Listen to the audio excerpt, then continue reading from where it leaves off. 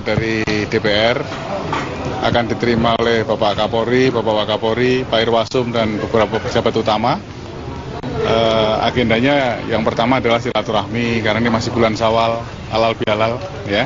Sama dengan kemarin ada kunjungan dari Komisioner KPK, ya. Kita terima di sini ya. Kita mengakrabkan hubungan, meningkatkan hubungan, ya, yang sudah ada, ya. Sementara itu terkait dengan substansi pembahasan, tadi kami sempat menghubungi melalui sambungan telepon kepada Ketua Pansus Hak Angket DPR terhadap KPK, Agun Gunanjar Sudarsa, bahwa tujuan pertemuan ini adalah untuk berdialog ataupun berkomunikasi terkait dengan kewenangan dan tugas Pansus Hak Angket DPR terhadap KPK, termasuk juga terkait dengan hak penyelidikan yang dimiliki oleh Pansus Hak Angket dari DPR terhadap KPK sesuai dengan Undang-Undang MD 3. Dan selengkapnya terkait dengan apa saja substansi pembahasan dalam pertemuan ini, rencananya nanti akan digelar konferensi pers setelah pertemuan tertutup antara Pansus Hak Angket DPR terhadap KPK dengan Polri selesai digelar di Rupatama Mabes Polri siang hari ini. Alka, kembali ke Anda di studio. Eva Wondo, terima kasih melaporkan langsung dari Mabes Polri. KPK meminta pandangan dari para pakar hukum setelah Yusril Iza Mahendra yang dihadirkan pada Senin kemarin. Hari ini Pansus menggali keterangan dari pakar hukum pidana Romli Atmasasmita, dan informasi selengkapnya kita akan segera bergabung dengan Dade Salampesi dari Gedung DPR Senayan, Jakarta.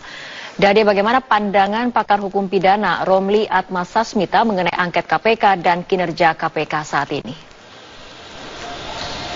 Rapat dengar pendapat tadi dimulai pada pukul 3 sore waktu Indonesia Barat, dan Romi Artasasmita, salah satu pakar hukum pidana yang hadir dalam RDP tadi, mengemukakan pendapatnya tentang angket KPK dari DPR RI dan juga kinerja KPK. Dia mengutarakan pendapatnya selama 30 menit, dan terkait dengan kinerja KPK, Romli banyak menitik beratkan kepada hal di mana KPK disebutnya lebih fokus kepada penanganan daripada pencegahan. Dan selama 15 tahun KPK berdiri, Romli juga menyebut bahwa pencegahan atau aspek-aspek pencegahan yang dilakukan oleh KPK terhadap korupsi hanya seremonial belaka. Sehingga tadi Romli menyimpulkan bahwa dalam hal pencegahan tindak pidana korupsi selama berdirinya 15 tahun Komisi Pemberantasan Korupsi ini, KPK gagal dalam aspek pencegahan tadi. Dan salah satu hal yang tadi juga diungkapkan oleh Romli dalam penjabarannya selama 30 menit, Romli menilai ada masalah internal di dalam KPK. Namun dia tidak menyebut secara detail masalah apa yang sedang dialami oleh internal KPK. Tapi masih dalam konteks yang sama tadi, Romli juga meminta agar para pimpinan KPK untuk jujur. Karena dia menyebut selama ini kerap kali pimpinan KPK menutup-nutupi masalah yang sedang terjadi di dalam internal KPK sehingga tidak bisa diawasi oleh lembaga lain. Dan satu poin yang tadi juga diungkapkan oleh Romli ialah adanya bantuan asing untuk KPK, dan tidak diketahui apakah bantuan asing dari luar negeri untuk KPK ini memenuhi undang-undang hibah dan aturan pengadaan barang dan jasa. Sehingga Romli meminta DPR RI untuk memanggil ICW, Indonesian Corruption Watch, dan juga BPK atau Badan Pemeriksa Keuangan untuk diperiksa terkait hal ini. Kita lihat dulu kutipan pernyataan dari Romli Artasasmita tentang kinerja KPK dan pansus angket KPK di DPR RI.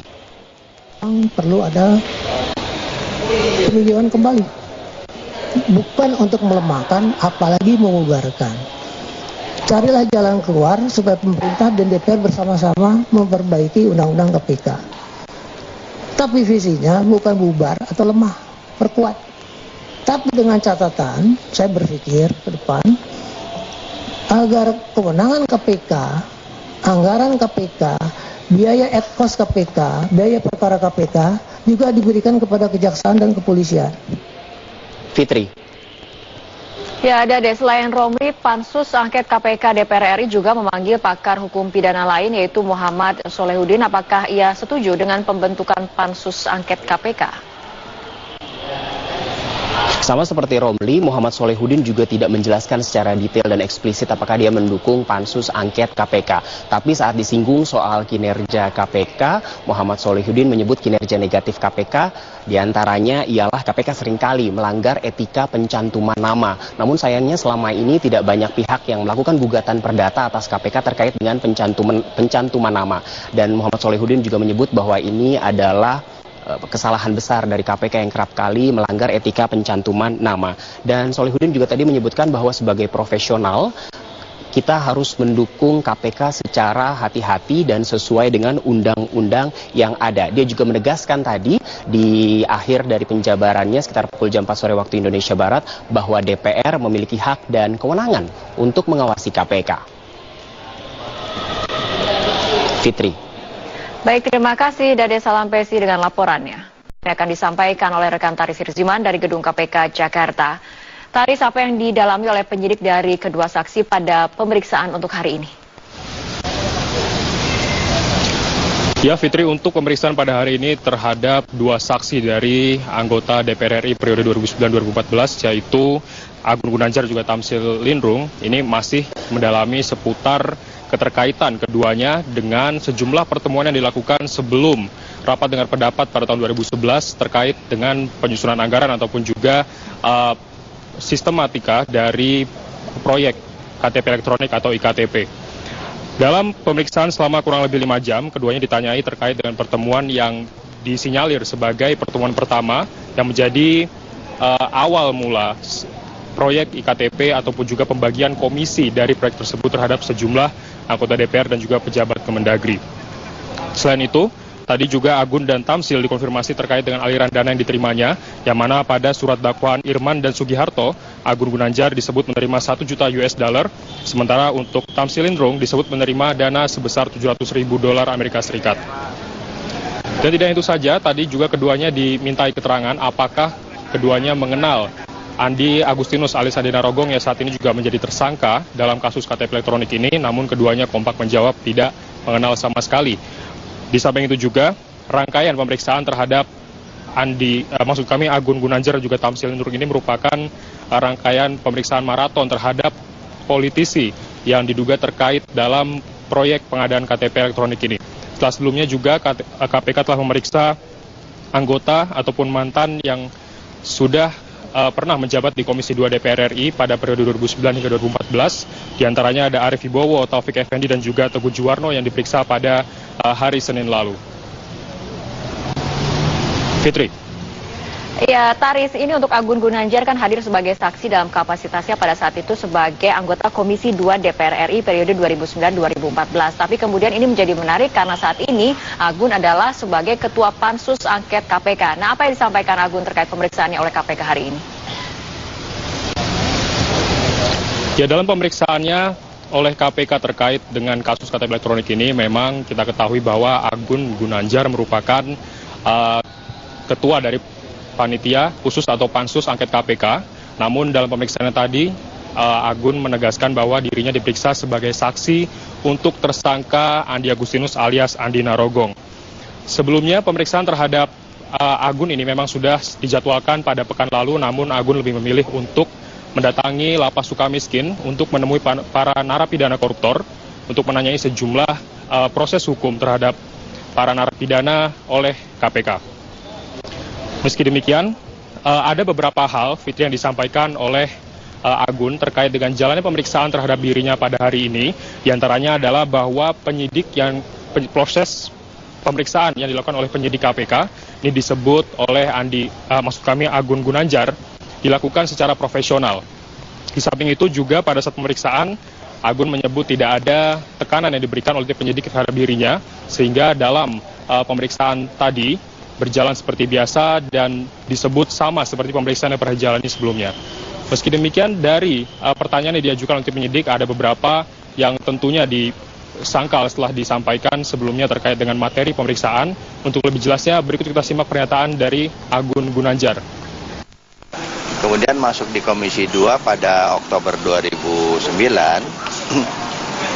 saya dinyatakan sebagai anggota Komisi 2 dan anggota Badan Anggaran 2009 sampai dengan 2011.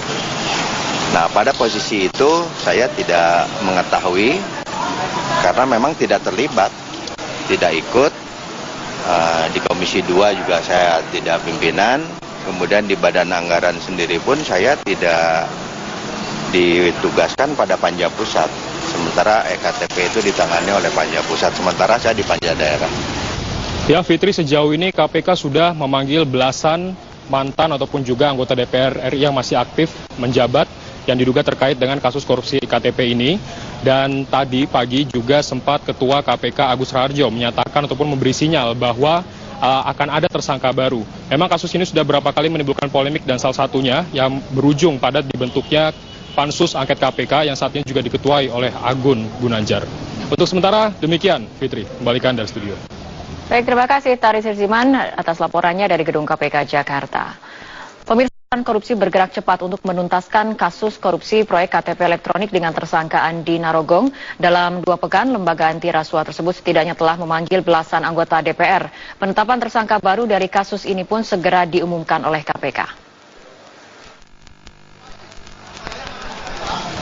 Sudah 2 pekan Komisi Pemberantasan Korupsi memeriksa mantan maupun anggota Komisi 2 DPR RI atas kasus dugaan korupsi proyek KTP elektronik untuk tersangka Andi Narogong.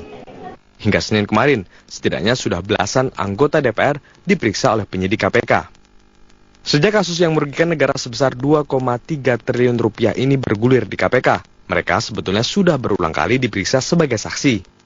Namun KPK rupanya masih ingin mendalami aspek pembahasan anggaran dan aliran dana dalam proyek pengadaan KTP elektronik yang diduga mengalir ke sejumlah anggota dewan.